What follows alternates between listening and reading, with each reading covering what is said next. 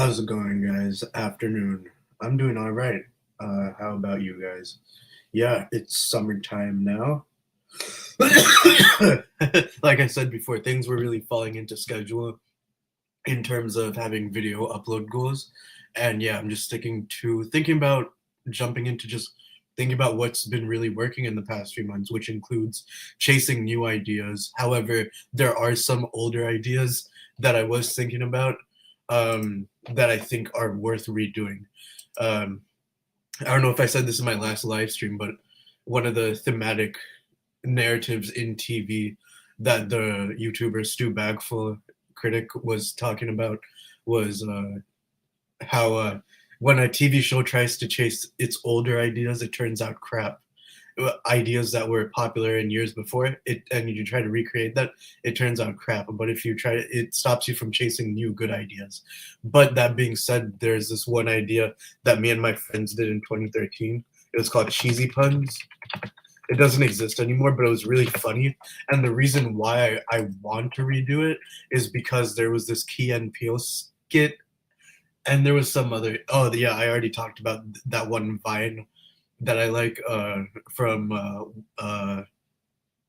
Manon Matthews, I think is the Viner's name. Anyway, there's this Key and Peele skit, I think in season 4, where his coworker is telling Jordan Peele plays a coworker. He's telling Key a joke, and Key is laughing at the wrong moments, and it's fucking hilarious. That was the type of skit that me and my friends tried to make a few years before they did that. It was a little bit different, so I want to recreate that by myself. It would be a bit easy, but I know what type of effort I would put into it. So yeah, I've got a good amount of conversation topics to talk about right now today, but essentially, yeah, and they pretty much all have to do with film. First thing, or next thing rather, equipment. So yeah, pretty much in terms of the importance factor that uh newer equipment would bring to the type of content I want to make. Well, for years, some of the things that are important to me, like ISO or shutter speed or frame rate, just having those right ones. But anyway, I realized something even more important that I didn't think about in maybe 13 years, which is lenses. I wish I had my camera right now. It's downstairs. I'll probably go run and get it real quick in a few minutes to explain. But basically, one of these kind of obvious things that probably is not very apparent or obvious is lenses. I have a 18 to 55 millimeter lens. I didn't even think about that for the years that I've owned this camera. Although back in 2020, I remembered that I specifically wanted a 50 millimeter lens because I just loved the way it looks. And when you think about directors, let's name some examples: Alfonso Cuarón, I'm sure Scorsese, Tarantino, and pretty much all directors have in mind the sort of millimeter width of it. So sometimes people buy 14 millimeter. Mine is 18 millimeter to 55 millimeter. So if you want a wider, the lower is more zoomed out it is. So 18 millimeter makes it look zoomed out, makes my room look pretty spacious. But I'm sure some people will buy 14 millimeter, 10 millimeter camera lenses to make it look way wider. And I'm sure if I was filming more videos in like a room like this, a big room, and make it look more compact, or like just big nature settings that I want to capture the whole thing of nature. I'm pretty sure some of the high school peers that I grew up inspired by in high school had a 10 to 14 millimeter lens. Now that I think about it, I don't think it was telephoto. It could have been, but yeah, that brings me to my next point. I don't want to buy a 10 to 14 millimeter lens just yet, because I don't really do much like vacation travel, random B-roll like that, which would look cool with that. I want a 75 to 300 millimeter lens. They go for $245 on Amazon, so that's what I'm saving up for. Yeah, that's the telephoto lens. So movies like Heat. Maybe I'll look up a few more examples, but yeah, this is gonna be so traditional because Used to have a Canon EOS 60D, but it broke a few years after that. Had that in 2013, and the lens we had for it was a 75 to 300 millimeter, big ass lens, and it was good. I remember there was a lot of noise on it, and literal noise too, like literal some background hum, but also like the fuzzy noise on the screen, bokeh kind of effect, if you know how to properly use lighting and ISO, which is always a skill to get better at. But yeah, just saving up for that so I can get that lens again. I'll share the screen so you guys know what it kind of looks like. But yeah, and that's not even like the best part. I can wait. I don't mind waiting until I can afford this lens. So see that big boy. The reason I haven't thought about this lens in literally over 7 plus probably 13 years or so is because, like I said, in 2020, I remember I was obsessed with the 50 millimeter lens look. And so I think the reason why I have an 18 to 55 millimeter lens, so I'm not going to buy myself another 50 millimeter lens. But and let's see how much the 10 to 14 millimeter lens is. I have this one. I have that one. This is 10 to 18. They don't have any available for 200 something. Yeah, I don't really care about wide shots like that to that extent. But yeah, you just get very, very wide shots. You know, like it's very interesting to think about and look at. So that is reminding me of this one guy I went to high school with. He was a peer, and one of the people that inspired me to keep trying at filmmaking and stuff like that. And so now I want to see, just to consider with my own eyes, how much of him actually used like a wide 10 to 14 millimeter, because I remember them being very wide angle film look. Let's see with our eyes.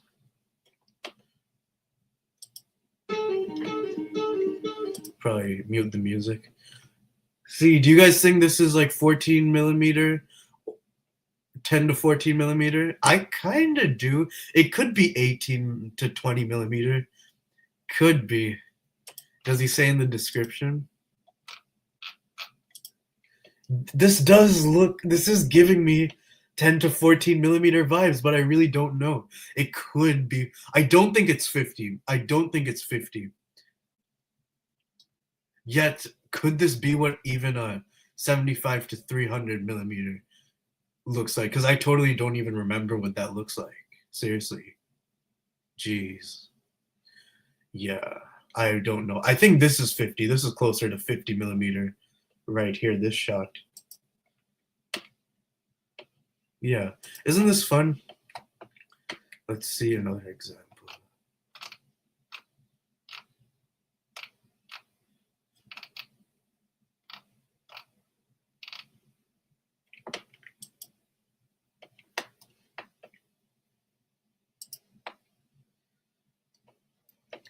Yeah. See, like most of the time in movies and shows and everything, it's a mix between 50 millimeter plus close-ups to 14, 18 millimeter wide shots. Yeah, man.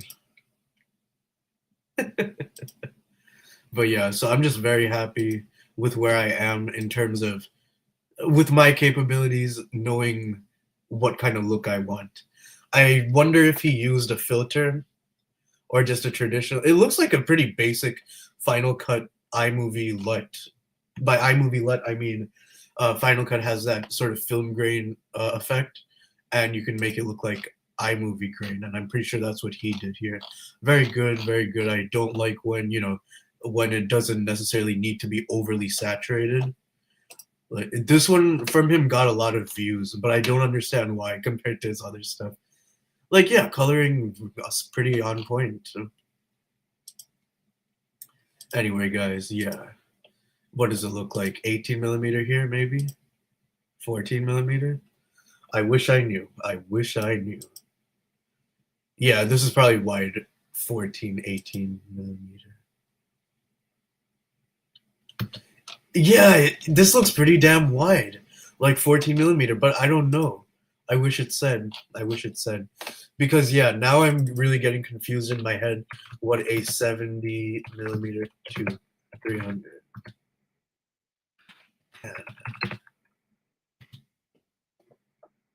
Let's see what.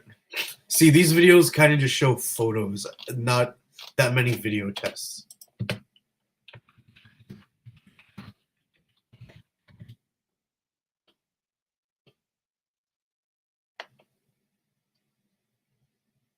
It's gonna show photos. What's this?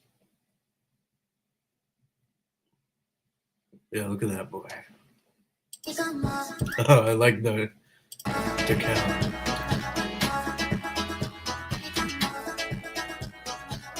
Yeah. 135.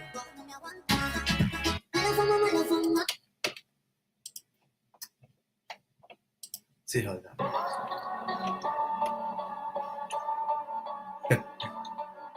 It's a big lens, right?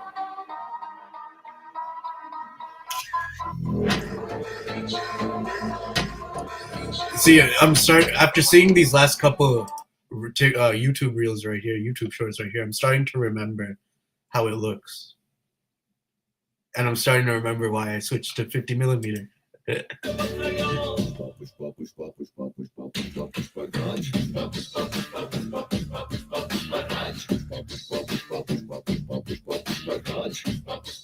Hey yo, are you telling me you're not even gonna show the result? You're just gonna show him take, and that has 1,000 likes. I like the Pushpa song, but you didn't even show the freaking result. Thank you for nothing. Okay, this might look good. See, this is not. This is like 50 millimeter right here. Of all time. I haven't tried that many lenses, but I really like this one. This is Oh, I can't wait to buy Canon one. L70. I actually can't wait to buy one. EF. Where does it say it? It says it right there. 7300 f4 to 5.6 LIS-US. We'll watch a little bit more. And I love this thing. This has been called the best 7300, and I would agree with that. I haven't tried the other ones, but this one's really good. So let's just do the optical performance. I can't understate, as you're seeing right now. It's really, really good. See, yeah, so telephoto lens will give you a lot of background depth.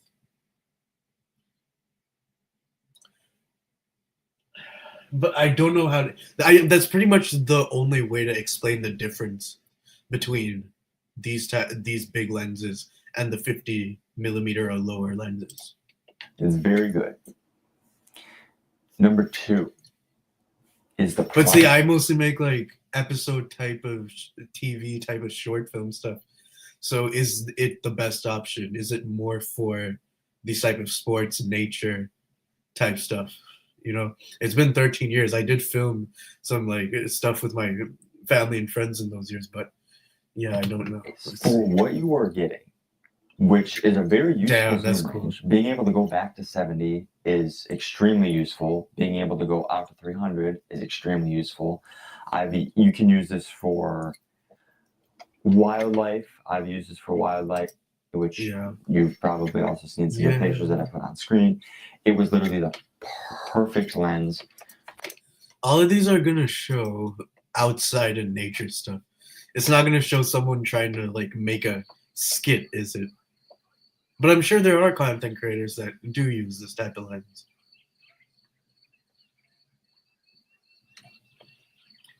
Can't wait to have this lens. That is cool. That is pretty cool.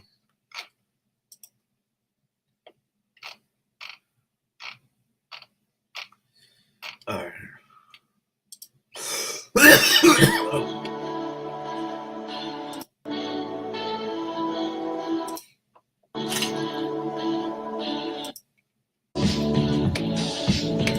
How about this? 50 versus 300.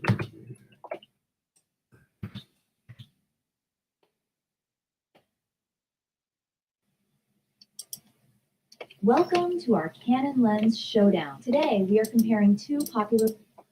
The Canon EF 50mm lens has a fixed focal length, which limits its versatility but excels in producing sharp images and beautiful bokeh. Depending on your photography style, one may suit your needs better than the other. This is why I like the 50mm. Yeah, we know that. Let's see what this is about. Can you get great photos with a cheap lens?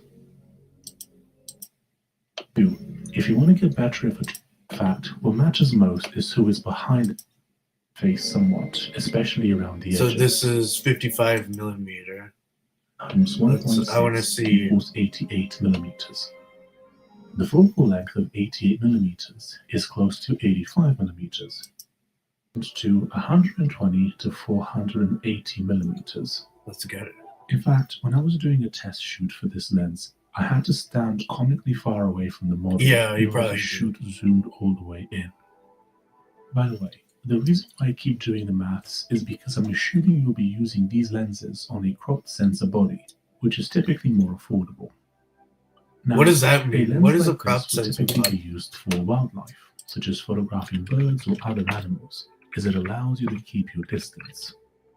I personally quite like it for portraits as well, and I've done a couple of photo shoots with this exact lens. Some people will say that they don't really like this lens, but given how affordable it is clearly Oh. intended as a budget So lens. there's full frame So and there's one crop can't have sensor. the same expectations from it as they would have from a much more expensive telelens. One of its uses is the variable Oh. aperture. Opening Full up to frame only is 35 f4 when millimeter. zoomed all the way out, and f5.6 when Gotcha. zoomed all the way in. If you're shooting in a low light environment, you might struggle a bit, especially if you're shooting wildlife in your shutter speed. One of its uses is the variable aperture, opening up to only f4 when zoomed all the way out, and f5.6 when zoomed all the way Alright. in. There was this If you're shooting in a low light environment, you might struggle a bit.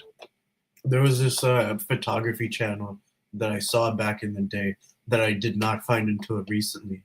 I tried very hard to find this guy over the years, and I recently found his channel again, and I just subscribed to him again. Where he at?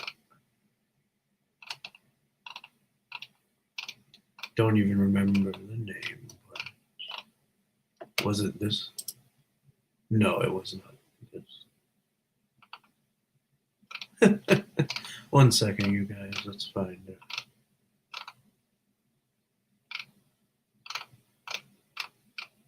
What? Where is it?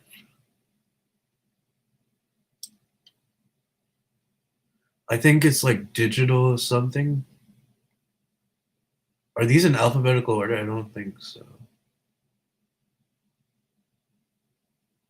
Man, I'm so confused, dude.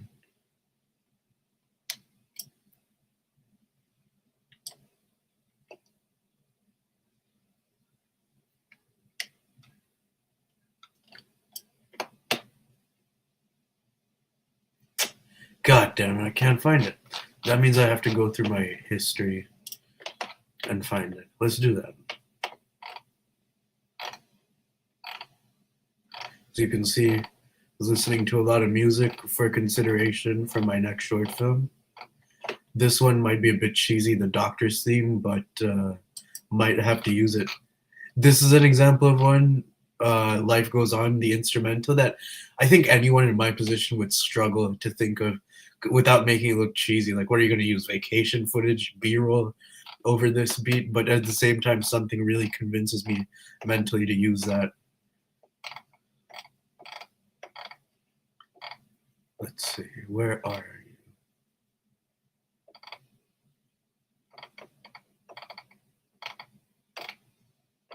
Here we are, Digital Rev TV.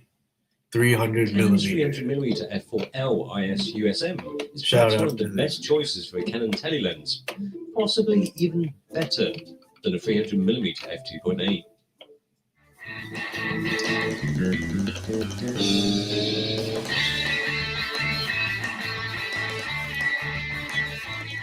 Let's learn something.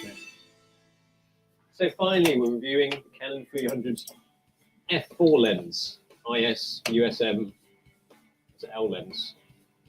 The last one we looked at, we turned it into cup. So here it is. We established that the f4 lens is quite good for drinking cocktails out of, but it's Yeah. not just some fancy China metalware. But this is far more glorious than anything you'd find in the homeware section of a department store. Look at it with its showy off-white colour, hiding a metal exterior. Is this off-white? Maybe. And inside of that, 15 optical elements and 11 groups. Ooh. This is mildly weather sealed, so probably not good to dunk in water because it's not weather resistant, weatherproof. So don't do that. It doesn't have any gaskets on the back here, no rubber gaskets. It's just around here, the buttons and stuff like that. That's resistant, yeah. But it's not only just that stuff. There's more to that than just things that you can show off to your tit-watching mates in the bird sanctuary. Because this has got a tripod mount. Not really what it's used for, but you can use it like that. Did he say what? Bird sanctuary? Resistant, yeah. But it's not only just that stuff. There's more to that than just things that you can show off to your tit-watching mates in the bird sanctuary. Tit-watching mate in the bird This is sanctuary. 100 grams, which is pretty light for a massive lens like this. When I say it's light, it's not exactly light, but just lighter than something fatter and heavier when you compare it to its f2.8 Bro, which is more than double the weight of this. And even Fat Boy doesn't have a built-in lens hood. This does. So you won't lose something which is Can't wait practically for it a lampshade. to do that. Especially Cocktail size. drink. Ergonomics of this lens is so much preferable for carrying around than the f2.8 one that you can even use it for street shooting if you want to feel like some peeping Tom pervert. That's Chinese Father Christmas there. It's a bit So yeah, you can kind of see what is different to explain compared to a 50 millimeter. You'd get closer to the body, like half of him torso up, to be able to get that sort of background blur. Yeah.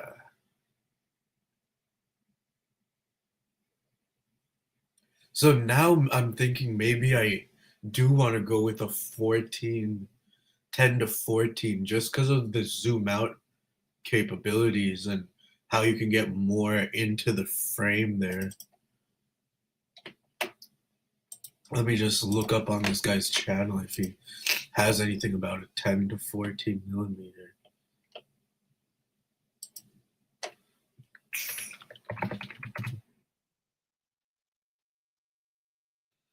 $50 millimeter,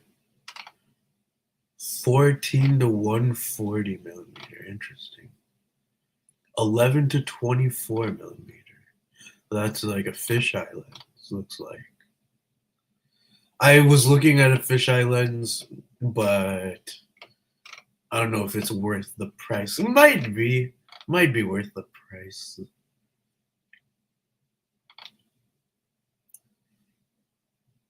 I just want to make sure that I'm happy with the 75 to 300. But now, even after these developments on stream, it's like, which one looks more interesting? I kind of like the zoom out capabilities of the 10 to 14 better, just based off of that Tommy guy's shot composition. That's Chinese Father Christmas there. It's a bit different to normal street photography because I have to think about it. The shot much far ahead, farther ahead, Father Christmas ahead. It's a good philosophy for making content. Don't need to go there. Think And farther on his ahead. phone. Making art. That's I was wrong. You don't need a 50mm for street photography. You need a 300. Stay away from people. Oh, with 300 millimeters, everything's compressed. The stuff gets compressed. Oh, yeah. And the thing is, this has got the same filter size as your lens lock, 77 millimeter, which is useful. You can share the same filters because, I mean, especially if you're a cheap ass and you bought their F4 version, of course you want to share filters because you're a cheap ass.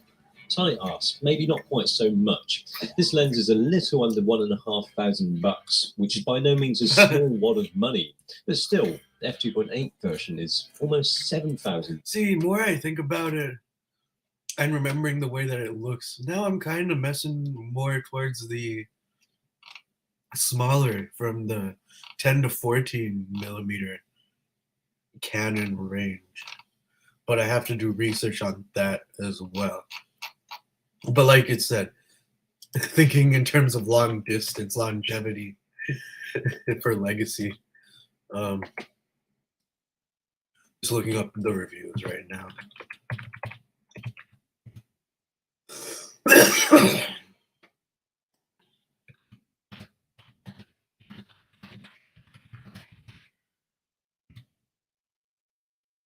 Might be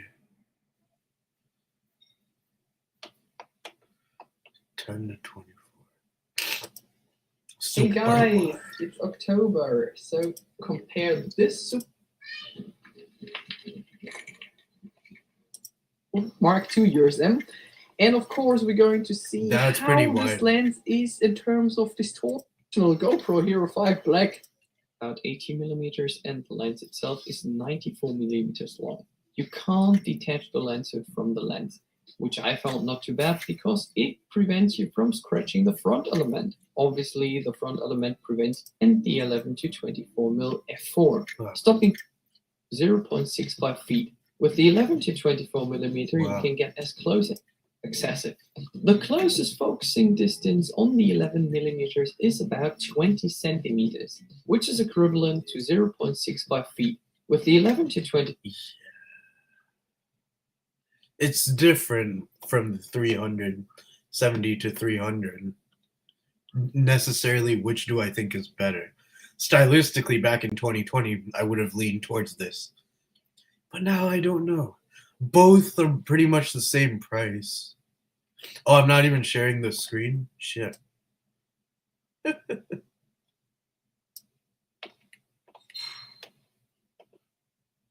My bad, guys. Let's finish watching this. But then you need to buy the drop-in filters for the 2.8 lens. Oh no! We'll test the weather sealing now. It's starting to rain. Let's just stick the lens out. Let's just play with the lens in the rain. That's great. Looks like it's just been spat on by a footballer. That's all. Still works.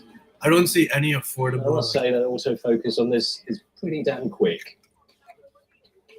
Look at that. Focus on aunties superbly. Oh, but it does clunk. It does clunk about. It's mostly silent, it just clunks about. It's a well-balanced telly with the IS. I don't This feels see so any good to be used for affordable- some swift Barry sniping. There he is. 10 to 14 millimeter lenses. They're all so expensive. Might as well save up for the 300.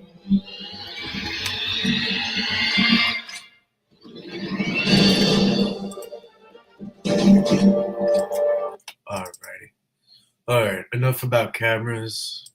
Anything more that I wanted to say about stories and stuff? Yeah. I was just listening to some music. Let me play a little bit of what I was listening to. It's time of the video to react to some music. This YNBA.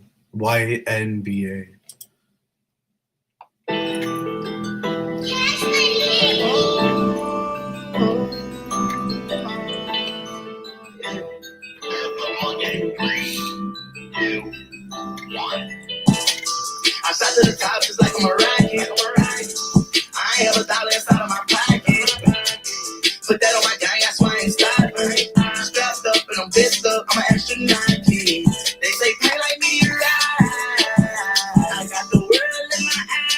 Damn.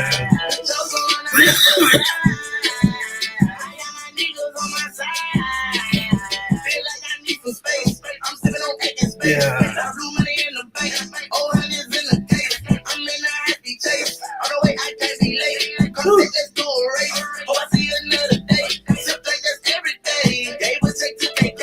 You know I love you. I was talking to Tay Tay.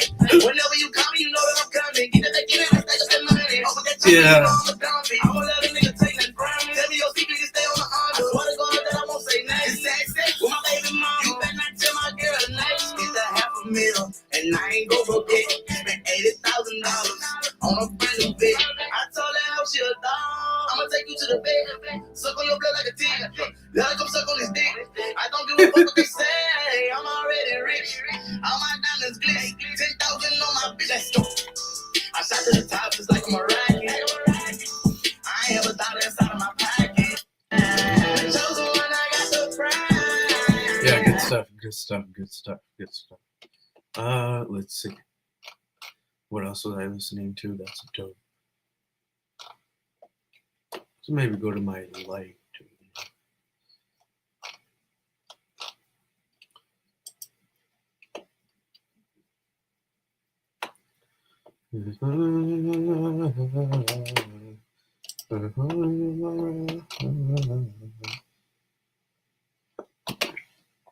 This Lil Skies stuff was dope. I have to play some of that.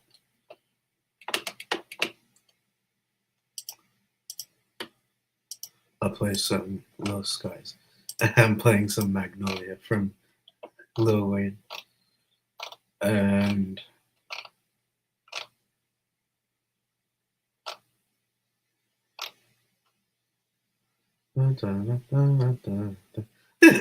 I can't avoid Billie Jean, can I?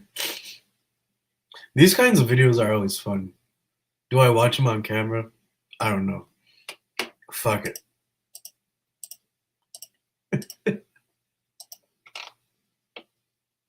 Yeah, I was learning about like the benefits of weed and sleep, and it's like if there is any benefits, like what researchers saw, and like weed turns off the freaking REM sleep in your brain. So that's why when you go without weed, your dreams feel way more vivid. Anyway, yeah, I think that's pretty much all the music.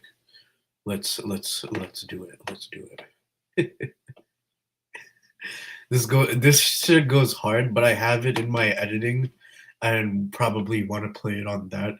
So we're gonna go to Lil Skies. Actually, let's do this X song first, because I think about it sometimes.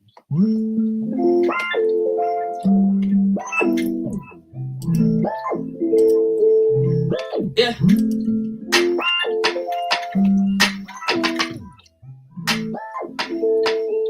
Spotlight, only white chick against the moonlight. The moonlight, it's so bad, my spotlight, moonlight. Only white chick against your moonlight. Good in the moonlight. Always so bad, my moonlight. Get your moonlight. Moonlight. Bad, my spotlight. Only white chick against your moonlight.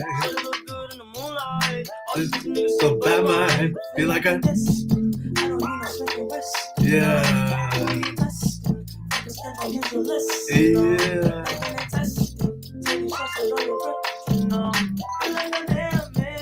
No, you're planning. All alone on my phone, make me feel right. When you call, make me feel right. When you call, make me feel right. Girl, you know when you call, make it feel right. Spotlight, nigga, why you get your mood right? Why is it so bad, my spotlight, moonlight? Nigga, why you get your mood right? Alright, let's listen to this one. Hey, girl, never lies to me. Left from the flashing lights and watch out when the tide coming. I deal with that. They said about it that would can't tell me nothing. I know it's all for the better and I'm never stunning. I just want a girl who really tell me something. Hey. Hey, girl never lied to me. Girl, would you ride for me? Pull up on the side for me. Left from the flashing lights and watch out with the tide coming. I know it's hard to be yourself when all these people judging. Take a step out the devil, can't tell me nothing. I know it's all for the better and I'm never stunning. I just want a girl who gon' really show me something. Give you the time of your life if you would stop running. Rolling cookie in LA, I think I found my bae. She roll my weed, so she gonna be hard to replace. We taking shots at a Henny, I don't need a chase. Almost forgot where I'm at, can barely feel my face. Rock star lifestyle, might just start tonight. If I was down and had nobody, would you sacrifice? They say loose ends break friends, I ain't trying to fight. Fuck. Fun song, right? Pretty damn fun song. I was kind of listening to it in a way where I'm trying to build visuals in my head. Like a lot of people do that, you know, when you're listening to a song, you're kind of building a music video in your head. And so that's what's kind of fun. Yeah. I am excited for the 75 to 300 millimeter lens. But I still have some really fun shot ideas with the lens that I have now that still get me happy and stuff. And that's one thing that I love that I wanted to say is when I think about the ideas so far that I have that I want to execute for short film on videos, they just make me happy because of the ideas that I'm going for, even if they're not completely developed yet. Like, yeah, some of these ideas just make me so excited and happy to execute. So me a sober girl, come over and enjoy the high. The vibe, don't ever waste my time. And when I'm feeling down, will you come stay the night? Listen to this one.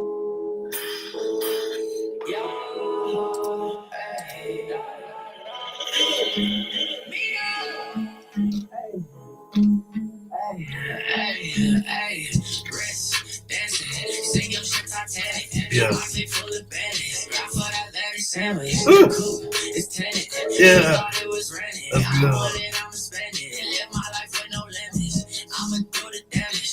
I'ma do the damage. I'ma do the damage. Bitch, I'ma do the damage. No, I'ma do the damage. Just know I'm taking credit. I said it, then I meant it. Man, 'cause I'm so relaxed. God damn. You wanna hang with a rock star? What? Match life and get high. We gon' come through, shut the block down, make them lay low like drop-bys. I don't fuck with them, they don't fuck with me. It gets to the heaven, not mine. I'm an old man, don't need no hands. You gon' switch with me and change sides. Whoa. It's lit, milk the game like a tit. I put my bitch in red. Now she gon' ride this dick. My gang, official. No, you don't want this issue. Blast off hard like a missile. All diamonds, these are crystal. Little shawty, go crazy. Yeah. Pull up in black Mercedes. Yeah. They got my mama Maggie. Boy, you some mama's baby. The throne is set for taking. I press reset on patience. The perks make her amazing. Soak it up like a raisin. Wrist, dancing. Sing your shit Titanic. My clip full of bandits. For that Larry sandwich. The coupe is tinted. She thought it was rented. I want it, I'ma spend it. Live my life with no limits. I'ma do the damage. I'ma do the damage. I'ma do the damage. You know what I was thinking? That video I was just watching, Tommy Tworowski. I want to play those visuals over this song, bro. Around here. Flash through my speakers. In the game, you was on the bleachers. I'll text her back, I don't need her. When you really thought she was a keeper. I'm sorry. Flash over my posse. Tattoos all on my body. Diamonds is playing hockey cold. Yeah. Let me go. Damn. Sunday she go to church. She fragile but worth it. I know nobody's perfect. Not lying in my verses. Take credit like a merchant. That color, purple, yellow, purple and yellow.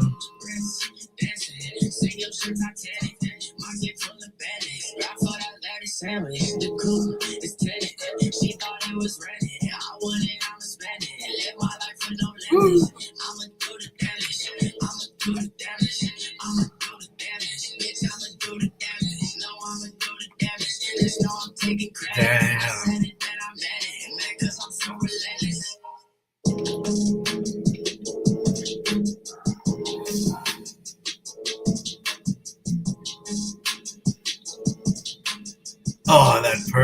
that yellow.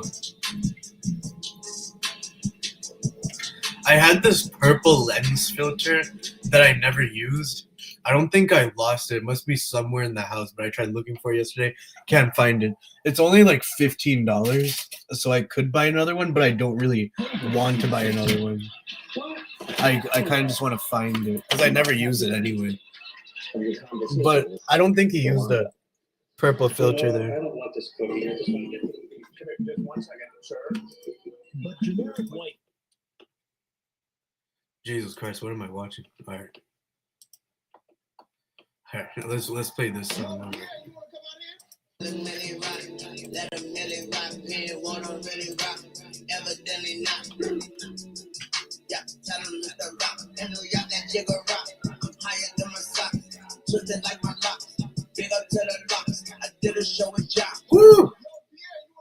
Did a show with Jock, so nigga left the spot, pulled over by the cops. Where could that lens be?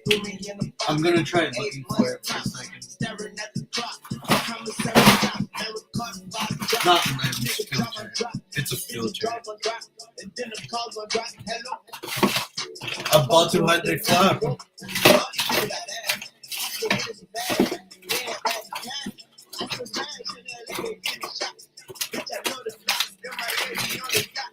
Yeah, I'm from the Noya. Rest in peace, the soldier. And I don't know on that train if you don't blame. Woo! All these they want young Carter, the fire starter. Whoa! That was probably a filter right there.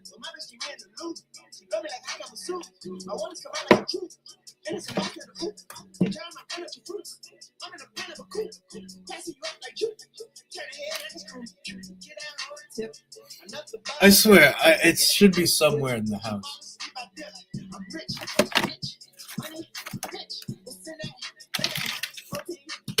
You got 14 bricks in that bag?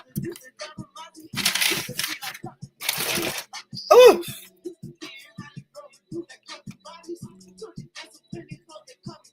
Yeah. Jeez, what is this?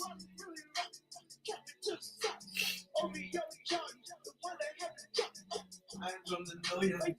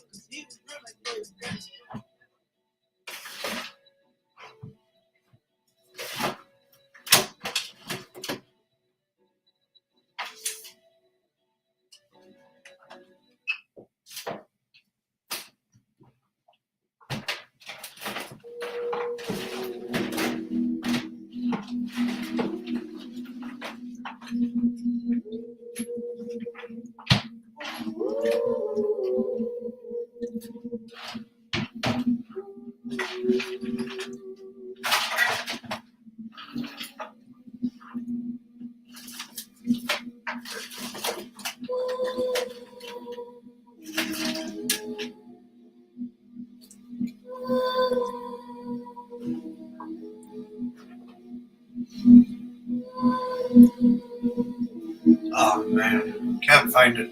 That's okay. Like, I don't think these are filters. I think it's lighting. Some of them might be filters, like this. Or this. Yeah, but that's so dope, right? For example, let me show you guys. Alright, let me show you guys. The code. 50. Do they have a green one?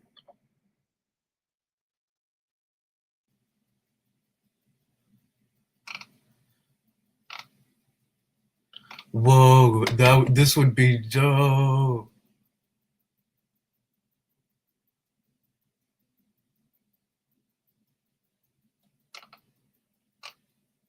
This would be worth it. Yeah. Yeah. Oh yeah. Oh hell yes. I actually found it. So I had this purple one. I think it came with the filter that I have right now. That was the one I was just looking for a few minutes ago. But if I buy this, yeah, that would be so worth it. I get green, blue, yellow. Don't know when I'd ever use them, but yellow I would think of a lot. Orange would and red would look cool. Yeah, I'm saving this. Ooh, fun. All right. What I want to talk about next includes I started outlining 8 episodes for season 2 of my series idea. I'm pretty damn happy with it. Just a few things need to be figured out, like a couple of characters, what their overall arc, I guess, of internal conflict and external conflict shines through in episode 6 and 7. I still want to figure out what kind of scenario, fun, relevant, grounded plot ideas would work in the tradition of the show, in the style of the show, in the style of the direction of the characters. But so far I have a season finale in mind. I have episodes 1, 2, 3, 4, and 5. I have plot points for each of them. Pretty happy with them. But so I'm basically thinking about episodes 6 and 7. There's 4 main characters. I have one of the main characters, what their character is going through in episode 6 and 7.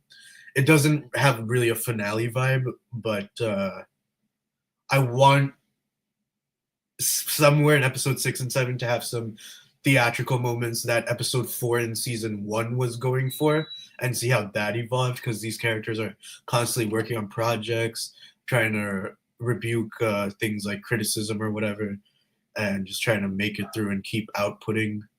So yeah, episodes 6 and 7 need to develop naturally for what would be an interesting plot. I could ask ChatGPT what interesting plots would be, but I feel like I should think of it myself. Anyway, the season finale I have in mind, I'm pretty damn happy with, because episode 1, it deals with 2 of the main characters, their future selves, call them on a time traveling phone, and that device, future self calling the past self, is not used again. It is referenced in different sort of esoteric moments in the series, like parallel universes, but no reference to the time traveling future selves after episode 1. So the season finale of episode 2, episode 8, the past selves are interacting with the future selves again, and they find the future self, one of the versions of them, really cool, except the other one they find not as cool, even though the other one has more friends, is more popular, this one. And so it inspires them to like convince bullies to like kill themselves out of anger and stuff, while the less cooler version inspires the cooler future version to kill someone. I think that's a really fun idea. Yeah, of a season finale. A bit of a heist drama, a little bit of heist elements, a little bit of Western elements, a little bit of just traditional elements. But I don't know if I said this in previous live streams, but nowadays I don't believe in time travel anymore as a possibility. Of course, Doctor Who is my favorite show, and I'd love to think about time travel, but nowadays I don't believe time travel is real because of what Walter White said in the Better Call Saul finale, is that the second law of thermodynamics disproves time travel's existence.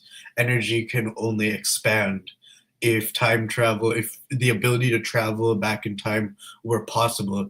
It would mean reverse negative energy. It would drain the universe of energy. The universe can only expand in energy. So time travel is physically impossible in this reality. So, yep. Anyway, that's just the truth. The truth, it can be difficult to come by, which is a big theme sometimes. Wow, I like how much talking I do sometimes, you know.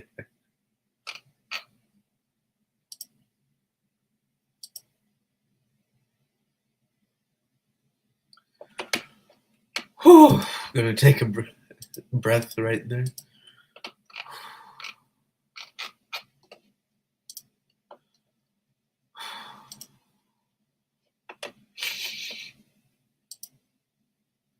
I want to make more content. Anyway, let's try to watch this. Yeah. I want to tell you the ideas that I have for season 2. It's good to tell you guys right now, even if it's kind of half baked. It's not that half baked for my capabilities as a writer. We're gonna take the boy back to school. Okay. Shit. It was on my phone, but my phone's out of battery and my charger's downstairs. Let's see if it went to the iCloud on my photos. I don't think it did. Well, shit. I don't have the notes for season 2, but I'm happy with how the plots, inspiration for the plots have come together for episodes 1, 2, 3, 4, and this morning 5. It was this morning when I realized I want to think of episodes 5, 6, 7. So episode 8, the finale, I already just told you guys.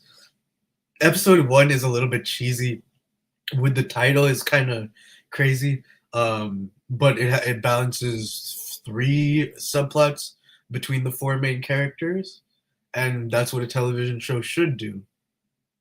So maybe I should think along those lines in terms of episode 6 and 7. 3 A, B, C plots that intersect, have something to do with each other. Something relevant. Anyway, I was spending a good amount of time considering that, so I'm going to take a bit of a break from that. But before I take a break from like writing and pontificating on creative stuff, I have one thing I want to watch with you guys. This is how to write plot twists. And let's try to recap some of the points so they stick, so they can help me think of the optimal sort of great story that can arise out of these plot ideas. They matter and make you excited to get into it, but you know what I mean? So go watch those videos if you Google the question, what is a plot twist? You'll probably find something like this. A plot twist is a radical change in the expected direction or outcome of the plot of a novel, film, television series, comic, video game, or other work of narrative. It is a common practice in narration used to keep the interest of the audience, usually surprising them with a revelation. Some twists are foreshadowed. Now, there's nothing wrong with this definition, but it's missing something. And if you know me at all, you know what I'm going to say. It is missing internal conflict. How does it impact the characters? Why does it matter? It's used to keep the interest of the audience, usually surprising them with a revelation. So that's about the audience, not the characters. And this is how the character's internal conflict affects their external conflict. Some examples that come to mind from my work in 2021 summer, I made this video. Basically, my character was telling bad jokes and the audience was booing him. That's how it starts. Then he kind of accepts that, leans more into saying these derogatory, self-deprecating, demeaning things. He just leans into it. And so therefore he gets people to listen. And that's pretty much it. So that is, to me, yeah, how you would make that character's internal journey. He's telling bad jokes. He's not really firm in his bad jokes.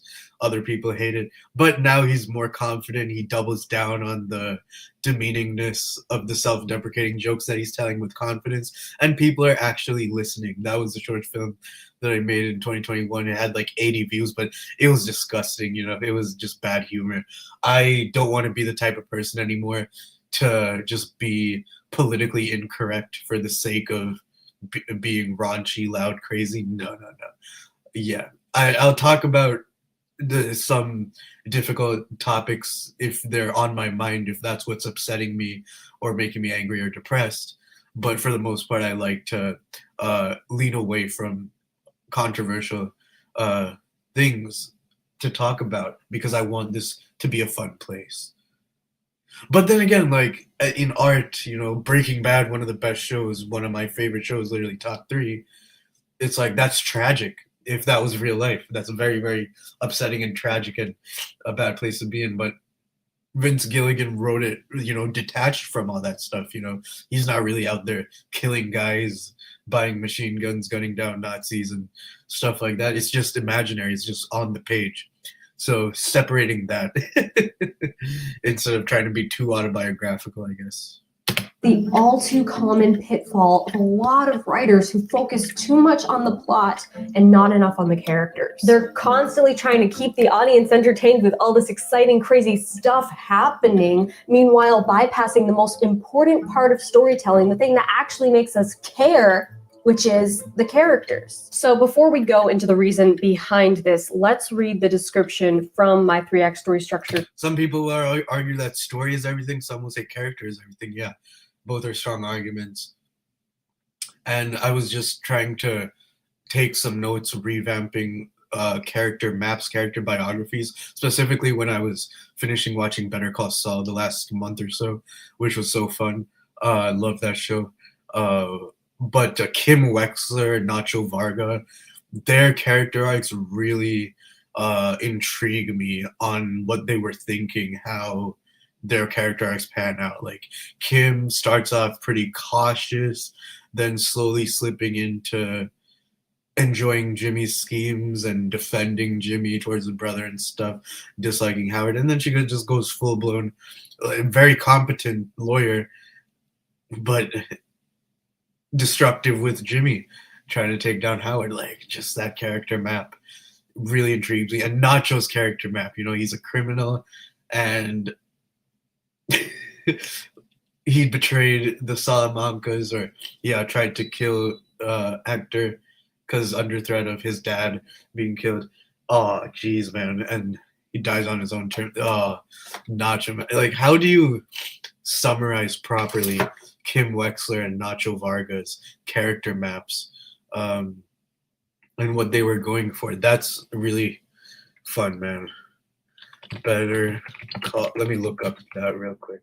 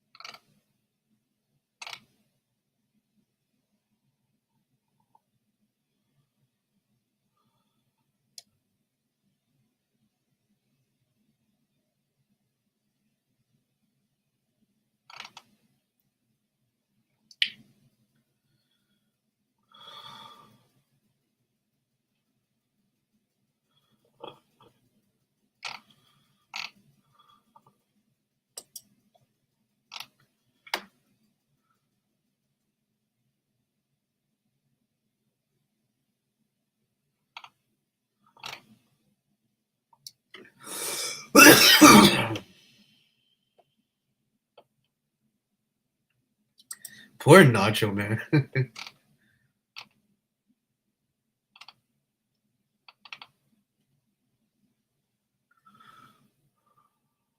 Oh gosh. Kim gets talked into by Jimmy for starting their own law firm. I love how the show doesn't try too hard to be innovative. It feels innovative a lot, but still doesn't. It feels traditional a lot of the times. Anyway. Template, which by the way, you can download in the description box below. Game-changing midpoint. Plot twist, a game-changing midpoint doesn't have to be some epic and crazy twist of fate. In fact, the only thing a game-changing midpoint has to do is surprise the protagonist and shift their goal. Bonus points if you can surprise the reader at the same time. It can be as dramatic as everything the protagonist believes is actually a lie, or... Let's write that down real quick. Surprise.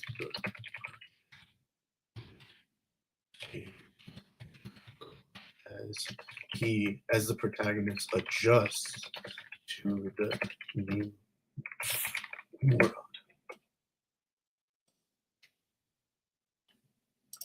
as simple as protagonist realizes they are falling in love with their nemesis.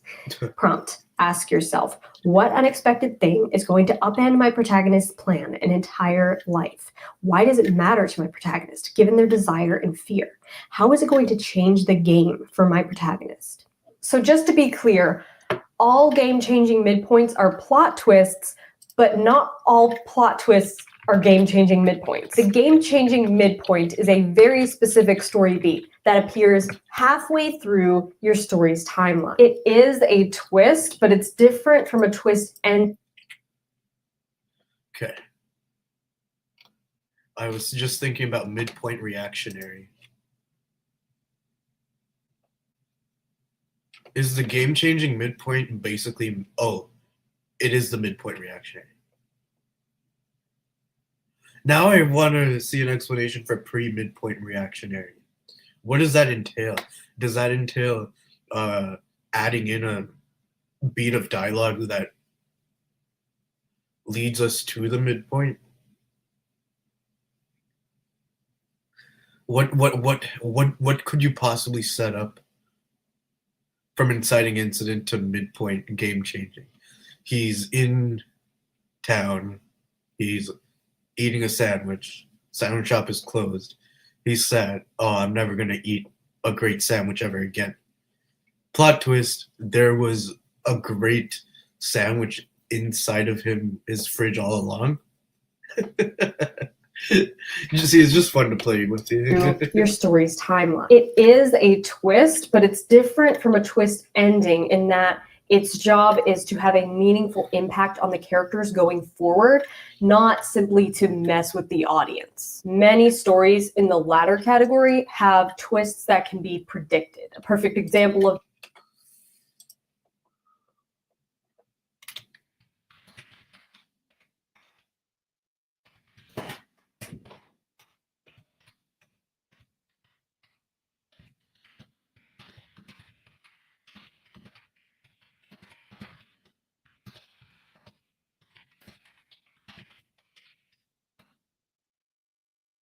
I wrote down game-changing midpoint directs the purpose of how the story exists moving forward.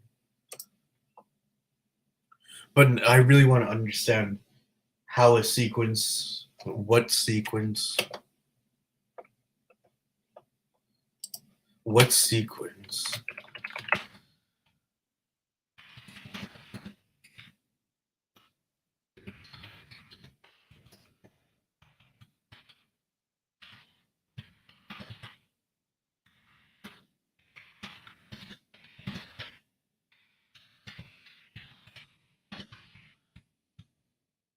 I might even have to just watch a video on here.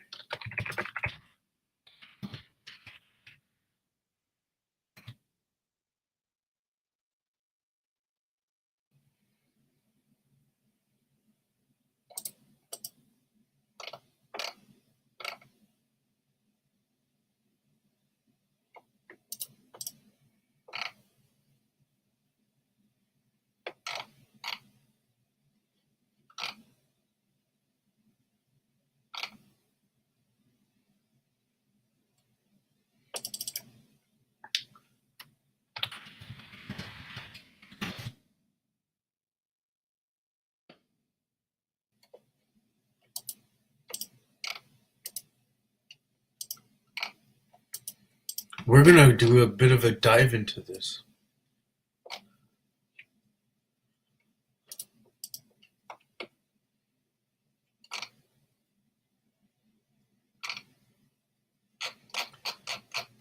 I should be able to think of 40 inciting incidences. I did 40 push-ups when my cousin challenged me. He did 50 push-ups. Pretty cool. But yeah, that's pretty good. Anyway. this would be the Twilight Zone. You know there's always going to be some crazy twist at the end. That's the whole premise of the show. The pleasure is in the anticipation of the twist, and although it may have a big impact on the characters, it's not the game-changing midpoint because it's often at the end. It's like the final scene or the big reveal, which satisfies the audience and fulfills the promise of the show. As cognitive scientist Vera Tobin states in this article on the psychology of plot twists, a major part of the pleasure of plot twists too comes not from the shock of surprise, but from looking back at the early bits of the narrative in light of the twist. The most satisfying surprises get their power from giving us a fresh, better way of making sense of the material that came before. This is another opportunity for stories to turn the curse of knowledge to their advantage. Remember that once we know the answers... Oh! Let me write some of that down. The curse of knowledge to the magic of the stories engage.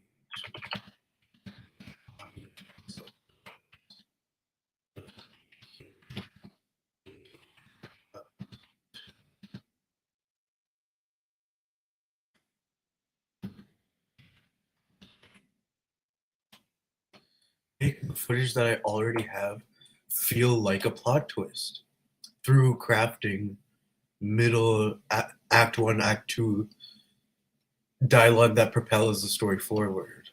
And I have an idea of how. Okay, where were we?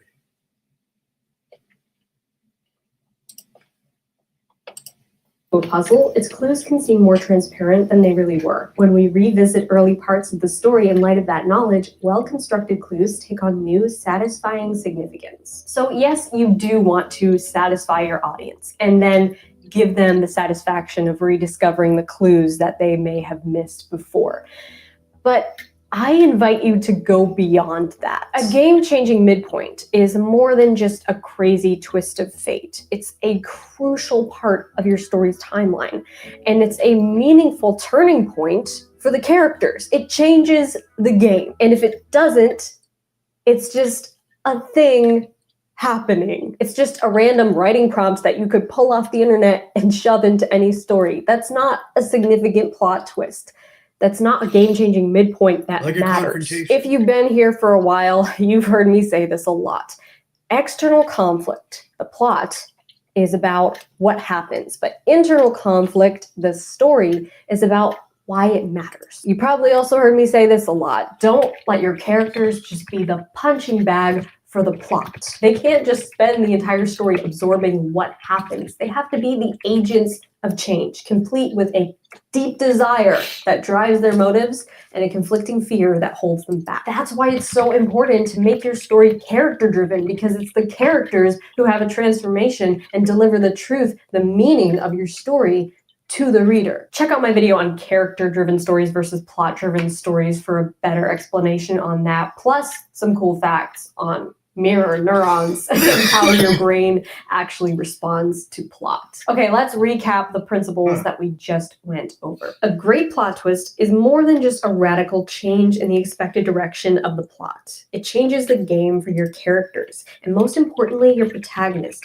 which then impacts the plot in a meaningful way because it impacts the protagonist's goal. External conflict, the plot, is about what happens, but internal conflict, the story, is about why it matters. Yeah, I'm not the type of, like, this Abby Emmons, she is a novel writer, but of course a lot of these principles can be applied to screenwriting, filmmaking, or TV writing. Of course they can, even though film writing, screenplay writing, and TV plot writing, pilots are different approaches. A lot of the same principles, you know, that everyone is taught. Anyway, what was the point I was about to make? Yeah, when I'm watching stuff, I don't really think about how my reaction to the plot is supposed to be satisfying. To me, it's about the vibe based on how good the camera locations are, how good the acting is. I don't often, not for years, ever, and I've tried to improve on this skill in the past like 8 years-ish since college and stuff, how the beats of a story it's taken into consideration the quality, the addictive quality, the enjoyment quality of having those pieces foreshadowing earlier. Not necessarily foreshadowing, but just how a lot of movies just kind of start in the middle. Just kind of a traditional, straightforward way of flashing back or flashing forward where you start the story off, and how that is satisfying to the story. It very much is. I think about how Better Call Saul, the finale. Better Call Saul is pretty conservative with its sort of prequel, background flashback episode moments, like the episode 51. It doesn't do that many flashback moments. So a lot of times it does in the teasers of episodes, but most of the time it's pretty good at being on the timeline of early 2000s before Breaking Bad. But then something like the season finale, where it balances a scene from season 5 flashback, where Jimmy and Mike are moving Lalo's money. That's a very good use of a flashback, because I love that. That's some of the best of the series. And then with Walter White that I talked about earlier, them in Granite State. Yeah.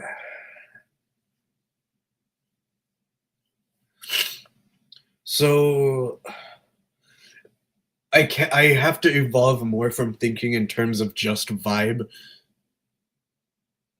If I think more hone in on character, if honing in on character map for a season or something makes it easier, more compelling for me to naturally think of an Act 3 resolution type thing for a story idea, then yes, honing in on character and where they are in the settings is much more easy and effective.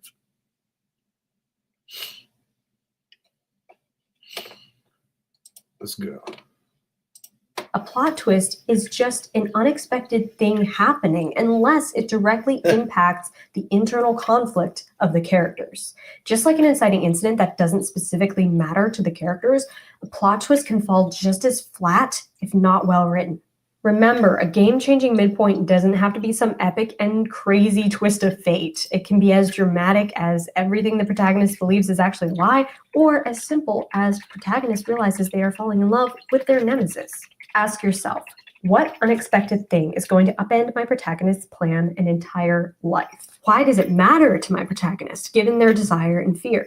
How is it going to change the game for my protagonist? Okay, boom, that's it for this week, but this story beat is not over. The discussion is not over, because next week I'm going to be doing a case study.